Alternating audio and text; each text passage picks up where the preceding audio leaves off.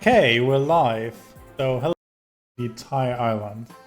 And that's obviously stresses out the hardware a lot. But we've managed to make a lot of great solutions performance to counteract that. But it was definitely Mafia Town has always been like one of the hardest levels for us for that reason as well.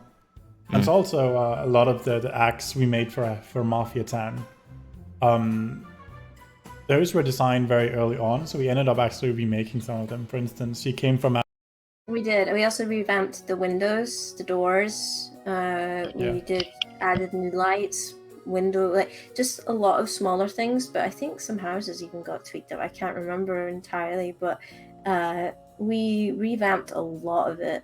But some places like Mafia HQ didn't get touched much at all.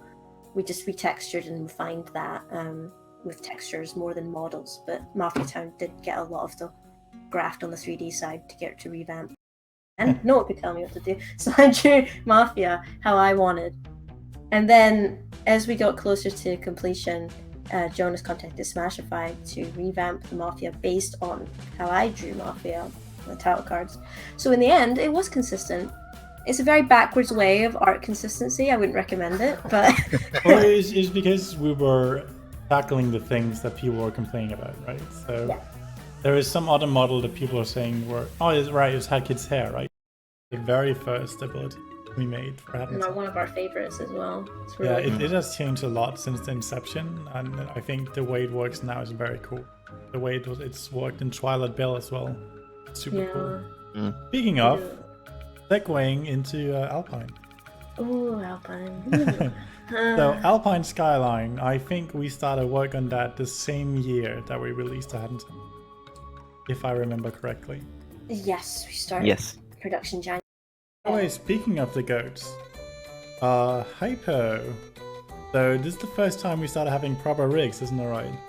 Yeah, our excellent character rigger, Yellow Jello, came in and made some brand new rigs from scratch for the goats, and it was wonderful to work with some new stuff for a change. They were the first characters that I got to animate from the beginning, and put a lot of love and effort into them because I really liked their design. When you did that, the houses didn't make sense. No, I didn't. I know. They couldn't actually get in the houses. We realized this. I just wanted an NPC that felt very large, like larger than you, right? Like you don't matter to them. You're just a speck of dust. Yeah, very cool. I love them a lot. They're very cool. Yeah, it's definitely a different approach to NPC, but I think it was very successful. One thing that I was sad that we didn't get